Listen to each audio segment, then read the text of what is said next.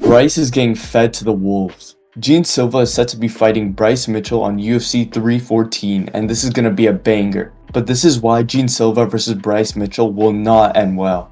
Yeah, so obviously Bryce Mitchell coming off his pretty controversial claims and a win over Kron Gracie in December. And now one of the fighting nerds, Gene Silva, who just got a big win about 2 weeks ago, is now getting back in the ring. He called out Bryce Mitchell after getting a first round finish, and now they're set to be meeting in the octagon in the UFC on UFC 314. And honestly, Gene Silva has been on a tear. He is undefeated in the UFC. He's been on a 12 fight win streak, and he's just been running through all his opposition. Charles Jourdain, Drew Dober he stopped. Recently he fought Melsik Baghdasaryan and he stopped him as well in the first round. Bryce Mitchell is a threat on the ground, but on the feet it's not really comparable. Gene Silva is a different beast, and I fear we might be getting a repeat of Bryce Mitchell versus Josh Emmett. Yeah, most definitely. This is an extremely dangerous threat for Bryce Mitchell. Like you've been saying, Gene Silva has been dominating and just terrorizing the division currently. Yes, he's still unranked, and this is going to be his first big opportunity to getting to fight some of the better fighters at the featherweight division.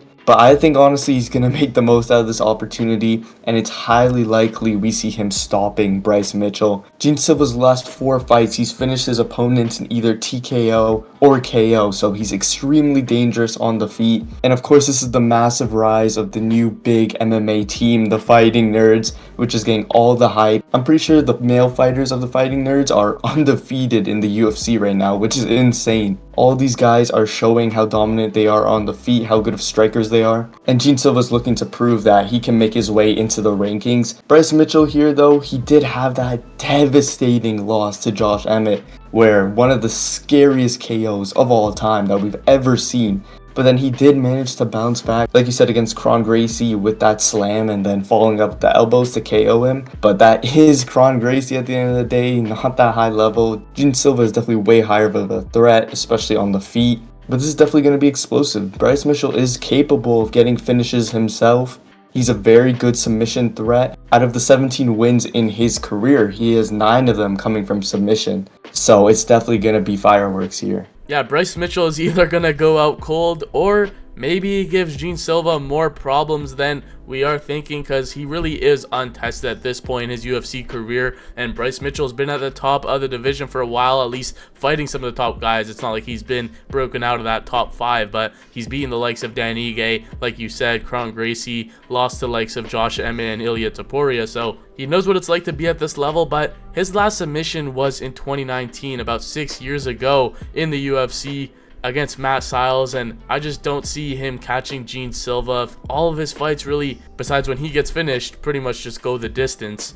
There's a reason Gene Silva is a minus 350 favorite. Obviously, he has a lot of hype right now. He has a lot of fans. He has a lot of people that want to see him knock out Bryce Mitchell, but it's also the skills. It's also the way he's putting people out. He's clean on the feet. He has a very upbeat attitude in the octagon. It's very different to what we usually see. He's like shaking his opponent's hands and laughing and just playing around, but the guy is the real deal. He took a fight against Drew Dober 2 weeks after he finished Charles Jourdain, moved up to lightweight, stopped him. The guy's just built different, and he's going straight back into a big fight against Bryce Mitchell just 2 weeks after his last fight. A new fight's already scheduled. Gene Silva's just been on a tear, and I don't see him getting caught by Bryce Mitchell. I feel like the best path to victory for Bryce would be to wear him down to a decision and maybe try to end that hype that Gene Silva has, slow him down in those early rounds, not really let him get started. But Gene Silva's an explosive guy, and he's going to look to do what Josh Emmett did to Bryce Mitchell, which he just stayed on the feet, gave Bryce a bit to think about, and then just landed that brutal shot. I feel like Gene Silva is definitely going to be way more dangerous, especially early, than Bryce Mitchell, and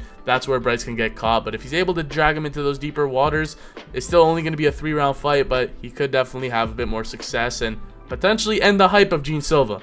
Yeah, I mean, it is still possible at the end of the day. Gene Silva has not fought any real crazy wrestling threat or grappling threat. He did have a bit of resistance against Charles Jourdain, but nothing too crazy. He was still able to go and knock him out. So Bryce is definitely going to be his hardest test to date, and it's going to be the real challenge to see if he's able to be a real threat in this featherweight division. There's real opportunity now for him. Ilia Topuria just vacated his featherweight belt. There's still a lot of hungry guys left in here. He's one of the younger guys coming in here, so it's definitely a good opportunity for him. This is going to be a benchmark for if he's going to be able to face some of the harder guys in this division. And if he wins this fight, it's going to be interesting to see how he's able to match up against some of the Yair Rodriguez's of the world. But I'd say as of right now, featherweight is probably one of the more open it's ever been. There's no real champion that's been holding it down for many fights at a time now that Topuria is gone. And Volk is just coming back from a 2-fight losing skid. Of course, this is probably way early to be saying any of this as he's not even ranked yet. But Gene Silva does have the hype, but I know a lot of people would want to see him climb all the way up there against some of the top contenders.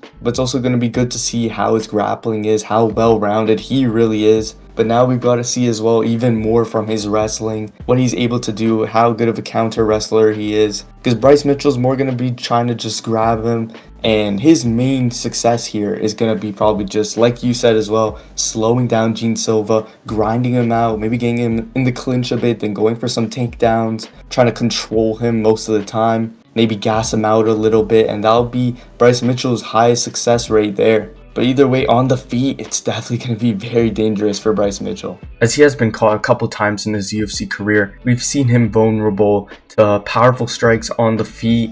And sure, he does have some decent strikes, some decent kicks, but against a better striker, you could tell sometimes he looks more uncomfortable. And that's definitely going to favor Gene Silva here, as we've just seen how dominating he is on the feet. Yeah, it's going to be interesting to see Gene Silva in the mix. If he is able to get this done, get him in there with the likes of Diego Lopez, another fellow Brazilian.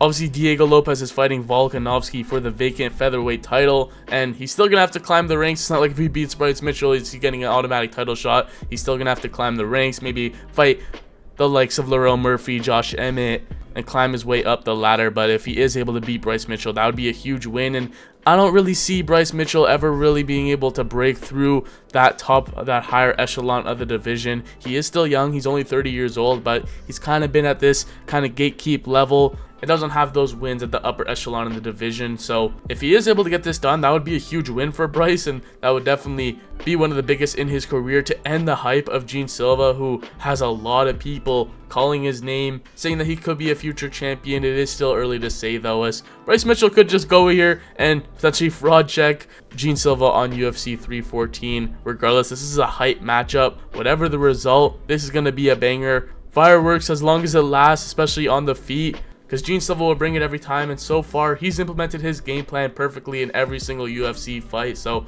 I don't see him not doing it against Bryce Mitchell. I feel like Gene Silva definitely the more dangerous guy, definitely the more explosive guy, definitely has more pop, more power. But Bryce Mitchell has the experience at this level, and maybe he can cause some problems. It's going to be a banger. But let us know your predictions and thoughts in the comments down below on Gene Silva versus Bryce Mitchell on UFC 314. And check out this video on screen on why the main event, Volkanovski versus Diego Lopez, will not end well.